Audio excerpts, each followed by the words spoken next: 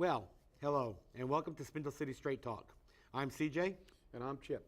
And boy, do we have a show today. Seems like we always have a show. And my partner here always tells me, you can't make this stuff up. You sure can't. It's one of the great things about living in Fall River. We never run out of material. I'll tell you, and last night's committee meetings were very interesting at the City Council. And I have never seen a City Council roll over like I saw last night. Talk about pandering. You know, our rumor mill had told us that there was meetings, private meetings held between the mayor and several members of the City Council. And those private meetings were to address the ordinance which came up last night, requiring that the administration answer to the City Council on spending bond money. Well, that ordinance came up, and based upon some misinformation presented, it was shot down. And it's amazing how the people responsible for shooting it down were three of the infamous five. Those being Pat Casey, Jaziel Correa, and Paul De Silva. Not like they're in the mayor's pocket or anything, but, you know, words speak louder than anything else. But they based their decision on a ruling or an opinion presented by Attorney Howiak, which was very interesting. And Chip, what did Howiak have to say? I mean, that forced them to cancel this whole ordinance. Well, first of all, let me get back to the infamous three of the infamous five. I have to give Pat Casey credit. I don't think she's in Mayor Flanagan's pocket. I think she's been in every mayor's pocket since she's been in office. I don't think she's ever voted against a mayoral initiative that's sent before the council in her life. And as I've made it very clear, I don't think that she should be a city councilor. She is totally incompetent. She doesn't protect the taxpayers of the city, and she doesn't do the job she was elected to do, which is to be an agent of the people. However, the other two are definitely in the mayor's pocket, and they proved it last night beyond a shadow of a doubt. And they based it on an opinion from Assistant Corporation Counsel Howiak, which basically stipulates, and I have it in front of me, that I won't bore you with details. The council made three specific requests in their ordinance, and he said the first request, which was for information, was already contained in the charter, and the other two where he felt that the city was already in compliance with Mass General Law, Chapter 44, Section 20. So therefore, the ordinance wasn't necessary. The city council was looking for accountability by making the city be specific when they get bonds. We all know what happened with the last time, the last fiasco, when they went before the city council and said they were going to construct handicap bathrooms and work on some offices in the city hall, and we ended up with a $9,000 door in the law department and a $5,000 ceiling in the mayor's shower. And now the council is saying that although they were told that was going to be done, they rewrote it in a generic form, so it's legal. Well, it was illegal because they rewrote it, but it's not complying with the Constitution, which says they're supposed to be accountable to the people. And the law that missed, which is ironic, the law that Attorney Howiak cited, Chapter 44, Section 20, which I have in front of me, said that in fighting an ordinance, a proposed ordinance that required specificity in bonds, he said that they're already in compliance, even though the last bond actually wasn't specific. And I believe they went in front of the council and said it was in generic form. I will read you the first line, and I think it says it all. The proceeds of any bonds or notes, except premiums and accrued interest, shall only be used for the purposes specified in the authorization of the loan. So I don't know. It looks like we're not lawyers. I believe my co-host CJ was they kind of poked him when he quoted a law to him. But you know, we may not be attorneys, but I think I can read. And the fact is, when the first sentence says that it can only be used for the purpose it was authorized for, an ordinance requiring specificity is not against this law, and they have proven in their actions they are not in compliance with the law. So let's face it, who is BS and who? You know, it's very interesting because as we know, and we see this regularly, the law office gives us regularly legal opinions, which don't ever seem to coincide with the law. But as the comment that was made to me yesterday by an unknown, I shouldn't say unknown, unnamed individual, who does he think he is, a lawyer? No, but I can read English. You know, I mean, it doesn't take that much to be able to read the law. And when you look at it and you say, you're giving me an opinion, or you're giving the city council an opinion, which is totally contrary to what the law is saying, where did you go to law school? You know, the Russian school of law, or as we like to put it, the Crayola school of law. It's very interesting to see how this administration, through its corporate counsel, is willing to not only step on your rights and walk all over them, but make sure that you pay for the right to be kicked and stepped on. And I think that's just wrong. The law specifically says that is for purposes specified in the authorization. And it was at the meetings in December, acting city administrator at that time Ken Pacheco, through other individuals, stated very clearly that our bonds are written generically. They're not written with specificity. And the reason for that is if there's no specific reason for the bond, the money can be spent any way you look at it. Now, I have a problem with that. And the problem I have is this. If I go and buy a business, and John Smith is going to sell me his business for $500,000, and I go to the bank and tell them, I want $500,000. And they say, for what? I tell them, because I need $500,000. They tell me, no. But if I go to the bank and say, oh, here's my business plan, and I want to buy this business from John Smith, and it's $500,000, they go, oh, okay, well, where's the property to secure this? Where's the security in this? And then they go, yes, just like when you buy a house. What's the security? The house. In Fall River, we don't do that. We post generic bonds, and we sell them to people who are stupid because they buy them. And we get money, and we spend it the way we want for $9,000 doors because we don't look like we're a law office without them. You know, appearances. Well, I think here the actions are speaking much louder than the words of the law office. And they're speaking very clearly to me. They're speaking very clearly, I believe, to many people of Fall River. And I think it's scary that we're being walked on, stepped on, and told, well, you have to pay for it. It's amazing how this is happening to us, though. And, you know, the people are just rolling over and allowing it to happen. Well, I think they, they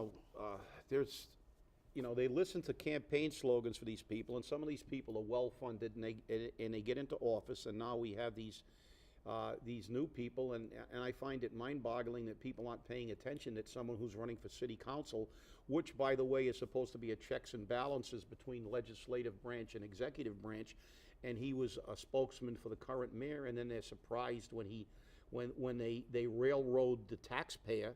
The fact is, I spoke to one of the top attorneys, not only in this state, but he's one of the most well-respected attorneys in the nation. He was the consultant for a community in this city. He did render legal opinions.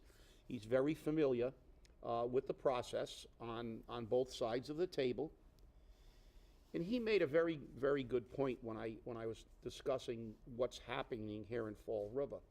And this seems to be lost in the discussion, that a legal opinion is just that. It's only an opinion. And we seem to think that anything the law department portrays it, that any time they come down with an opinion, that's the end of it. We told you what it's supposed to be, and that's our opinion, and we're lawyers, and you're all idiots. Well, the fact is, this attorney, who is like, it would be like putting Pedro Martinez pitching against the Little League when he comes down here. The fact is, he made a very good statement. He said, "Listen," he said, "their opinion. They work in an office for the city of Fall River. I work in an office." He said, "And the fact is, their opinion or my opinion is just an opinion. The only opinion that's carved in stone is a judge. When the judge makes a ruling, then it's no longer an opinion." And the fact is, Fall River is now being run by a law department that's running roughshod over the rights of the public and the taxpayer. And they are blocking the process of accountability, and they're doing it by basically taking the position that, look, everybody else in this city is a dumbbell. And you people can't question us because we're all attorneys. Well, you know, that's baloney. And I can tell you that Spindle City Straight Talk is going to question it. We are going to draft a letter to the Attorney General. We are going to get 10 taxpayers to sign it. And we are going to demand that this process is being investigated and the fact that they're attempting to subvert the rights of the taxpayer, because the Massachusetts Constitution states clearly in Section 5 of the first part that all elected officials in all three branches of government are at all times accountable to the people. Accountable. And they are not being accountable. They're doing whatever the hell they want to do, and it's going to stop. Back to you, CJ. Hey, you know, you can't go wrong there. I mean, that's the law, and that's the way it is. And it was very interesting also because they don't like to hear it when we quote law to them. When we quote the law, they get all upset with us, you know, especially with you. You know, I'm waiting for the tomatoes to start coming out at you, you know, one of these days, because it gets to be very interesting. And speaking of laws, and case law especially, last night at that same ordinance meeting, they brought up the fact that our cab system here in Fall River, none of the cab companies have handicap accessible vans. Then it was found out that one actually does have a handicap accessible van, that being Town Taxi, and that they charge a $20 fee each way plus the meter for a wheelchair van. There's a problem with that. They brought it up at the ordinance meeting, and they kind of pussyfooted around on anything. Attorney John Mitchell, former Mayor Mitchell, represented Town Taxi, and they went over all of this. And I sat there and I said, wait a minute, this comes under the American with Disabilities Act. So of course, me being the person I am to just, you know, shove it in their face, I sat down, I was sitting down at the table and just keyed on my phone what I was looking for, and lo and behold, 28-page case law, 28 pages. Exactly what we're talking about. In the U.S. District Court of the Southern District of New York, Christopher Knoll, Simi Linton, United Spinal, a nonprofit organization, the Taxis for All campaign, a nonprofit organization, 504 Democratic Club, a nonprofit organization, and Disabled in Action, a nonprofit organization, against the New York City Taxi and Limousine Commission, a chartered mandated agency, and David Yaski in his official capacity as chairman and commissioner of the New York City Taxi and Limousine Commission. So this was filed by people representing disabled people, and it went through the whole thing. And you know what the funny part about it was? It didn't even have to go to trial. They got a summary judgment. Do you know what that means? That means right on its face, they were proven to be wrong. And just to give you the conclusion, it said, accordingly, the court should grant the plaintiff's partial motion for summary judgment with respect to the applicability of Title II of the American Disabilities Act to defendants' operations of New York City taxi cabs. And what they basically did in their judgment was say that to comply with Title II, the taxi cab companies have to provide handicap accessible vans. But in order to not put these companies out of business, they said that all new cabs, all new vehicles must be wheelchair accessible. So it gave them a little bit of time to bring their fleet of cabs up to date. Both cab companies are saying that if we do that, we're going to go bankrupt. It's the law. You want to be in business, that's the law. And sometimes you're looking at it that it may be difficult, but to turn a man or a woman who's in a wheelchair away and say, if you want us to use a handicapped van, you got to pay us $20 more. I think that's a little ridiculous. There's no compassion there. And Dan Rigo said, maybe, City Councilor Dan Rigo said, maybe I'd be lousy in business, but I think we need to have a little compassion for these people. But the funny thing was that corporate counsel for Town Taxi, Attorney Mitchell, turned around and told me that he had his clerk look for this and couldn't find this case law. And city's corporate counsel didn't present this to the ordinance committee, nor did anyone in the ordinance committee know it was there. And when I tried to bring it to the attention of the ordinance committee, I was kind of ignored. So I brought it directly over to Councilor Mike Mioza and Councilor Linda Pereira and showed it to them. And Mike Mioza wrote down the sightings and took care of it, and he started looking into it. And Linda Pereira turned around and said, this is challengeable. It's already been in the U.S. District Court. So the only place it can go from here is the U.S. District Court of Appeals and then to the Supreme Court. And this decision was rendered in 2011. I have serious doubts anyone's going to appeal it at this point, because I do believe their appeal time has long since stopped. It's failed. So when you present case law, they don't like it either. But we're showing you, and we're trying to show our city council that not everyone in Fall River is stupid. And I emailed this case law to every member of the city council, and I emailed it to both WSAR and the Herald News. I didn't hear anything about it in the Herald News, and I haven't heard anything about it on WSAR either.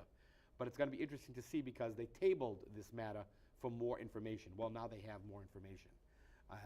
I don't know what to tell you. I mean, all I can do is go in there with 28 pages and beat them over the head. But these are the things we have to talk to you about. We want to make sure that you know what's happening. We've said this on this show before, that we have to stand up for each other, because, first they came for the Jews, then they came for the Catholics, then they came for the gays, then they came for the blacks, then they came for me, and there was nobody left to speak up for me. Is that what we need? Is that what has to happen? I hope not. I mean, I don't know, Chip. It's really becoming disheartening to see where our city's going. You're right, because this is obviously a specific case, which really shows the overall problem we have. We have a total disregard for the taxpayer and people's plight, and the fact that they are having difficulty in paying bills. What I cited before the council before, the fact that we're at the bottom with number of businesses, why we're at the top in poverty, and at the bottom again with household income. There seems to be a total disregard for what the people in this city face every day. And now to take a disabled person and charge them $40 more in every trip, $20 each way, because they're handicapped, to me is unconscionable. It's taking, the ultimate advantage of people who have no other means. Let's face it, if you've got a lot of money and you can afford your own van, okay. But the people who are relegated to taking a cab obviously don't have the money to purchase a vehicle of their own. So what do? We pile it on, and our city council doesn't do their due diligence. And you don't have to be a lawyer to research these things. You don't have to be a lawyer to read case precedents. And the fact is, opinions are opinions, but as CJ said, this is a federal ruling. This isn't a state ruling. This isn't a city legal opinion. This is a federal court. And the next step after appellate will be the Supreme Court of the United States. So obviously this opinion has tremendous weight. Can you appeal it? Absolutely. Do you normally get federal judges overturned? Very, very rarely. So the fact is that for the city council to not do their due diligence, to not research this, shows a lack of concern for the issues, and that lack of concern carries over to every single taxpayer when they railroad every single attempt to get accountability in this community, and it's appalling. Well, what scares me is the fact that it took me 30 seconds to bring this up on my cell phone. 30 seconds. It wasn't even that long. And I did that once before with you in the city council meeting, remember? Yes. They were talking about another issue, and boop, boop, boop, boop, boop, and there it is. Amazing. And that was on the Dominion case. Yeah. And everybody on the Dominion case said, oh, we have no idea what the ruling says. We have no idea what the judgment says. Get into the phone, I'm like, I got the judgment right here. How can they not know? And this is what we're told. And this is by corporate counsel. I don't know what the judgment says. But then again, we make deals. Our law department makes deals and we don't write anything down. So, you kind of get what you pay for. But we're paying a lot of money for this. Especially seeing that she doesn't do any work, she sends it all out. Well, you got to realize that if she admitted that she could find it, then they would have to admit that they missed the deadline that they were aware of. I know. So they're not going to, there is plausible deniability, just as this is probably the only law department on the planet that doesn't get everything in writing. And we've said it before, normally when you visit a lawyer, and all of us, most of us have visited a lawyer at some point in time, you have to sign an affidavit to go to the men's room. And so for a law department to be dealing with almost $1 million case and not have a paper trail, the first thing an attorney does is take out his notepad when you walk into his office. Everything's in writing. Everything is dated. Everything is timed. It's just, as I said, they insult our intelligence. And the fact is, they are banking on the fact that we are driving all the best and brightest out, and they're assuming that everybody left here is a moron. And that's not true. Because the fact is that people are paying attention, taxpayers are becoming outraged, and as I said, the revolution is soon at hand. It's getting scary. There are people out there wanting to put together a committee of tax revolt. There's people out there calling us, sending us emails, sending us messages on Facebook, telling us, how do I get involved? I want to fight this. I want to stop this. Well, you know what? If you want to be one of the 10 people that file a complaint against the city, send us a message on Facebook. Stop us in the market. Stop us at the store. I mean, we see everybody. Chipper sees them over at the boys club. He sees them downtown. I see him downtown. I see him outside of Letty's. I see him in the market. Let us know. We'll take your name, your phone number. We'll make sure that when a complaint is filed, you're on board with everybody else. Let's make this city accountable for what they're doing to us. Because I'm telling you now, the tax collector's coming, and it's going to be like the old days. They're going to come and knock on the door, and they're going to take whatever they can. And they're not going to care, because if you can't pay it, they're going to take your house, which is being made very clear by some of the actions the city has taken in respects to unpaid taxes in the city, which I think they should have done a long time ago, and start collecting them. But let's not collect them by taking people's homes. Let's work with them. And it has been said, in all fairness, that the treasurer's office and the collector's office and the assessor's office are working with people who are delinquent on their taxes and their bills and working out payment programs. But somehow or another, people are being missed. And maybe that's because you don't know about it. So find out. There's a lot of stuff out there. Well, it's about that time for commentary, and it's your week, sir. My week. Well, yes. Okay. Well, we will begin, and it's going to stay basically on point today about what we have to do. And their forces are beginning to circle the wagons. They are not happy with the fact that we are watching them and other people are beginning to watch them. The city council, a segment of the city council is questioning how they're spending our money. They're getting upset.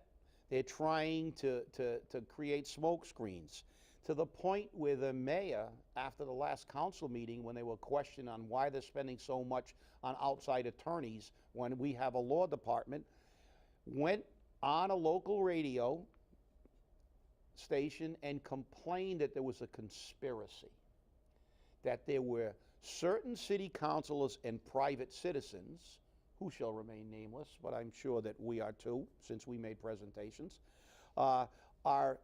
there's a conspiracy, and that the people of the Fall River are becoming anxious. There's anxiety among the people of Fall River. Well, I'm going to say, where is the real conspiracy? We should have some anxiety, but not by the fact that we have some city councilors that are actually trying to make this city spend its money for the people and for the betterment of the city, not the betterment of bathrooms or doors.